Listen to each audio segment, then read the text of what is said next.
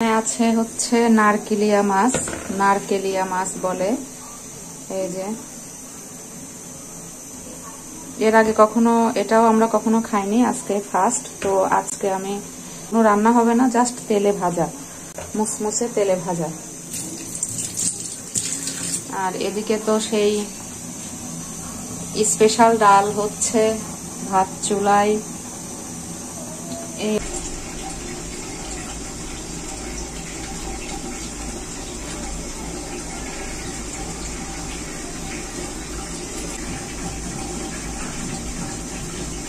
মাছ কাঁচানো complete. যখনই মাছ ভাজা এভাবে কাঁচিয়ে না নিলে ভিতরে কোনো মশলা ঢুকবে না। ধনিয়া গুঁড়া, শুকনো মরিচ, মাছের পরিমাণ অনুযায়ী ঝাল লবণ সবকিছু দিয়ে দিচ্ছি।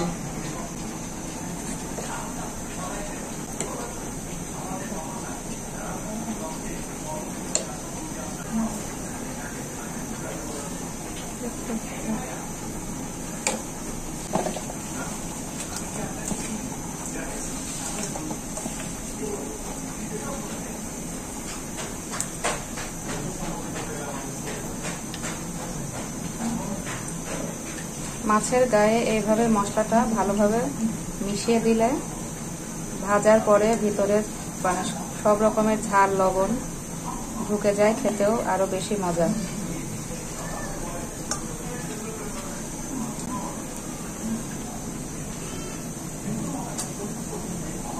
মাছ মাখানো শেষ। এখন কিছুক্ষণের জন্য 10 থেকে 15 মিনিট রেস্টে রাখবো, তারপরে আস্তে ধীরে ভাজতে হবে। যেহেতু আজকে প্রথম খাচ্ছি এই মাছ, তো ভাজাটা কেমন হবে নিজেও জানি না। অনেকে এই মাছ খায়, কিন্তু আমি এই সর্বপ্রথম, তার জন্য রান্না করলাম না, ভেজেই ফার্স্ট খেয়ে দেখি কি হয়। চুলায় ফ্রাই প্যান দিয়ে দিলাম, আর এখন তেলটা তাতিয়ে নিয়েই মাছটা ভেজে ফেলবো।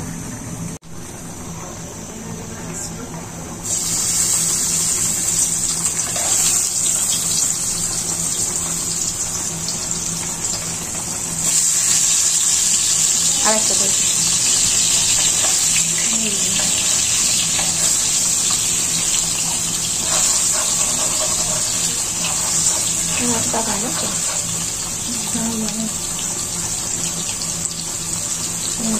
আরেকটা দাও জায়গাটা।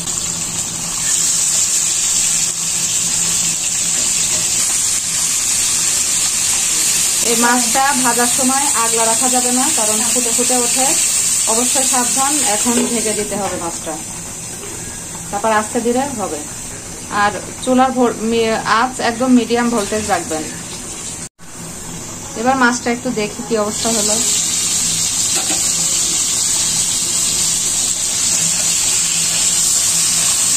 এক সাইড হয়ে গিয়েছে।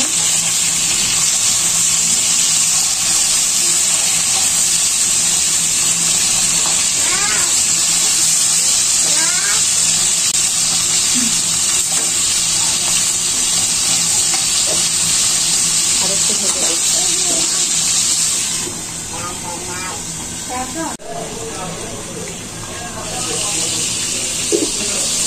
কিছুক্ষণ আগলা করে রাখি, দেখি কি অবস্থা হয়। মাছ ভাজি হয়ে যাচ্ছে, অবশ্য এক পাশ একটু বেশি ভাজা হয়ে গিয়েছে, তো এটাকে আমি এখন নামিয়ে ফেলি। আচ্ছা, মাছ ভাজা শেষ, আমি এটাকে এখন তুলে নেব।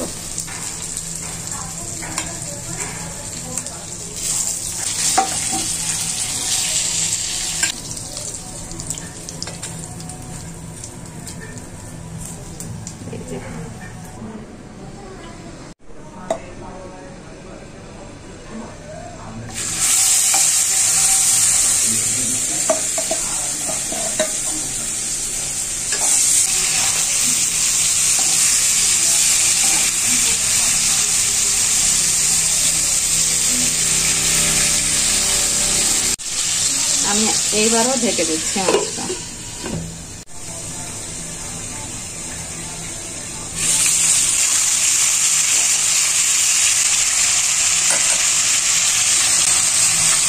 আমার মাছ রান্নার থেকে মাছ ভাজিটা অনেক বেশি ভালো লাগে, কারণ মাছ ভাজি বা ভাজের তেল দিয়ে এক প্লেটের জায়গায় আমি 2 প্লেট ভাত খেয়ে নিতে পারি। আর এজন্য এই মাছটা রান্নার পরিবর্তে ইচ্ছে করে আমি ভেজে নিলাম।